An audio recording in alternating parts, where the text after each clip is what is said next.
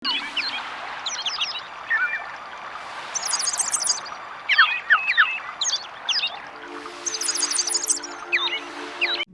యొక్క పరిశుద్ధమైన నామమునకు మహిమ కలుగునుగాక. ఈ వాక్యమును వినిచుండిన ప్రియమైన వారందరికీ నా స్తోత్రములు తెలియజేయుచున్నాను. ఈ ఉదయకాలమున మన వేకువ మన్నా యొక్క ముఖ్య అంశము నీ అవమానమునకు ప్రతిగా రెట్టింపు ఘనత. దీని ధ్యానార్థమై మనము యెషయా గ్రంథము 61వ అధ్యాయము 7వ వచనము వైపు మన పరిశుద్ధ గ్రంథమును త్రిప్పెదముగాక.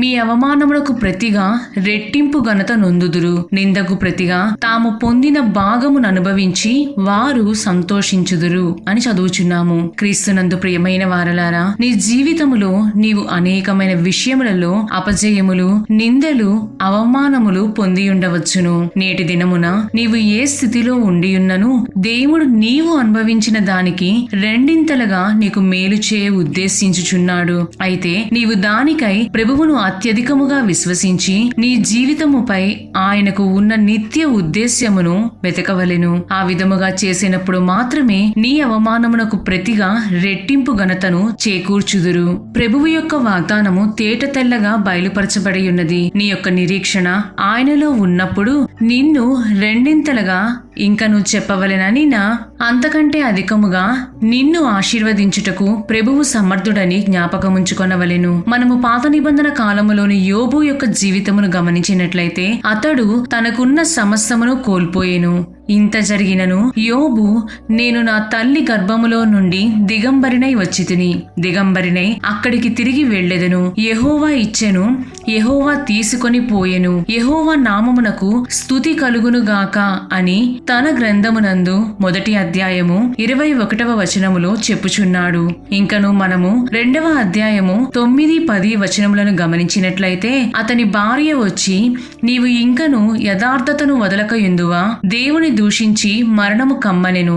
అందుకతడు, మూర్ఖురాలు మాట్లాడునట్లు నీవు మాట్లాడుచున్నావు, మనము దేవుని వలన మేలు అనుభవించుదుమా, కీడును మనము అనుభవింప తగదా అనెను. ఈ సంగతులలో ఏ విషయం అందును యోబు నోటి మాటతోనైనను పాపము చేయలేదని చదువుచున్నాము. అతని భార్య అంత అవమానకరముగా మాట్లాడినను యోబు దేవుని దూషించలేదు, కాని దేవునికి కృతజ్ఞతాస్తుతులు చెల్లించియున్నాడు.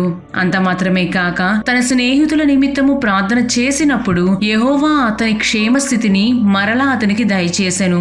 మరియు యోబునకు పూర్వము కలిగిన దానికంటే రెండింతలు అధికముగా యెహోవా అతనికి దయచేసెను అని యోబు గ్రంథము 42వ అధ్యాయము 10వ వచనములో చదవగలము. ప్రియమైన దేవుని బిడ్డ, సర్వశక్తి కలిగిన దేవుడు నీ సంతోషమును, జ్ఞానమును, ఆరోగ్యమును, నీ యొక్క నెమ్మదిని మరియు నీ ఆర్థిక స్థితిని రెండింతలుగా ఆశీర్వదించి నీపై ఆయనకున్న కరుణా వాత్సల్యతలను చూపవలెనని వాంఛించుచున్నారు. నీవు నీకున్న సంశయములను వీడి నీ నిరీక్షణను, ఆయనలో నీకున్న విశ్వాసమును బలపరచుకొనుము. ప్రభువు నీవు కోల్పోయిన దానికి బదులుగా నిన్ను రెండింతలుగాను అత్యధికముగాను ఆశీర్వదించి సమస్తమును నీకు అనుకూలముగా మార్చుటకు సర్వశక్తిమంతుడని రూఢీగా విశ్వసించుము. ఆ విధముగా మనలను పిలిచిన దేవుడు నమ్మకస్తుడని స్థిరమైన విశ్వాసముతో సమస్తమును జయించి మేలు పొందుకొనుటకు ప్రభువే మనకు సహాయము చేయుదురుగాక.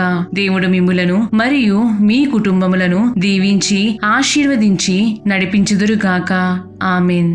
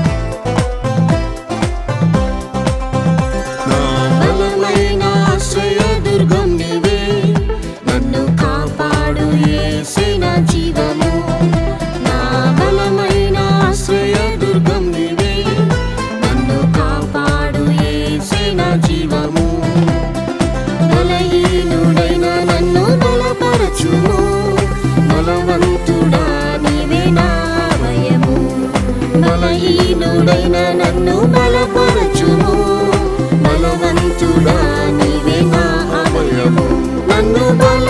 బలపరచు క్రీస్తునందు నేను సమస్తము చేయగలను.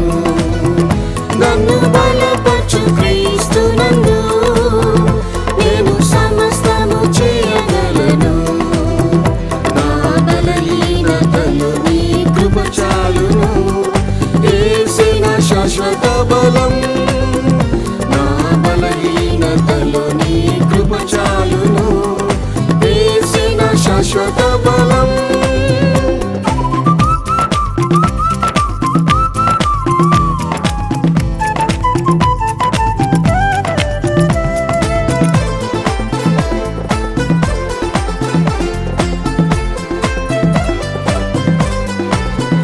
బలం లేని నాకు సహాయము యేసే. బలమైన బాహువే భద్రపరచెను.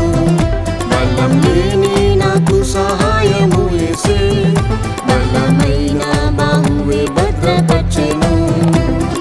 నిస్సహాయుడనై మొరపెట్టగా నీతిగలని హస్తం ఆదుకొనెను. నిస్సహాయుడనై మొరపెట్టగా నీతిగలని హస్తం ఆదుకొనెను. నన్ను బలపరచు క్రీస్తునందు నేను సమస్తము చేయగలను. నన్ను బలపరచు క్రీస్తునందు నేను సమస్తము చేయగలను. నా బలహీనతలు నీ కృప చాలును. యేసే నా శాశ్వత బలం. నా బలహీనతలు నీ కృప చాలును. యేసే నా శాశ్వత బలం. దేవనీ కనులు లోకంలో సంచరించు. యథార్థవంతులను బలపరచను. దేవనీ కనులు లోకంలో సంచరించు. యథార్థవంతులను బలపరచను.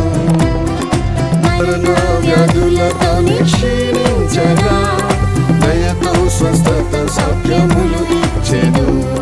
మరణ వ్యాధులతో క్షీణించగా దయతో స్వస్థత సౌఖ్యములు ఇచ్చెను. నన్ను బలపరచు క్రీస్తునందు నేను సమస్తము చేయగలను.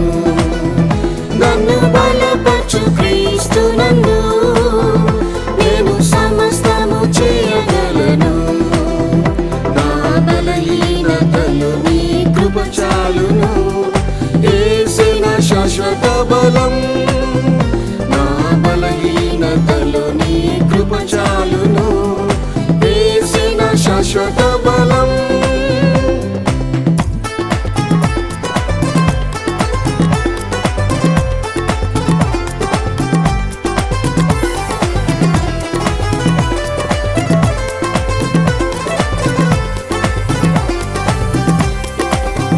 నాకు బలము ధరింపజేయుము దేవా.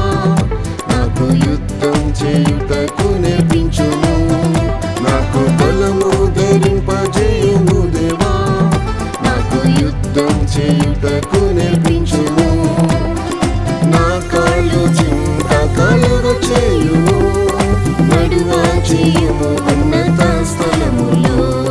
నా కాళ్ళు చింత కలుగ చేయుము. నడువ చేయుము ఉన్నత స్థలములో.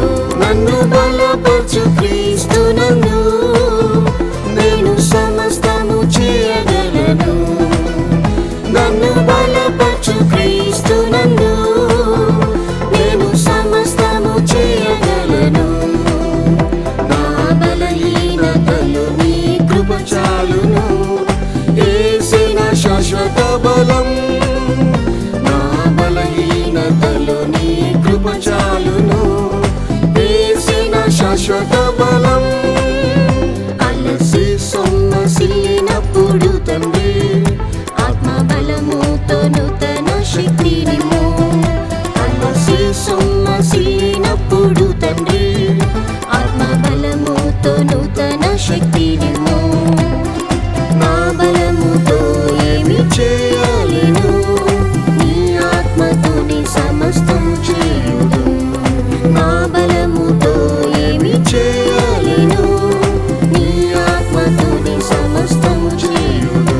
నన్ను బలపరచు క్రీస్తునందు నేను సమస్త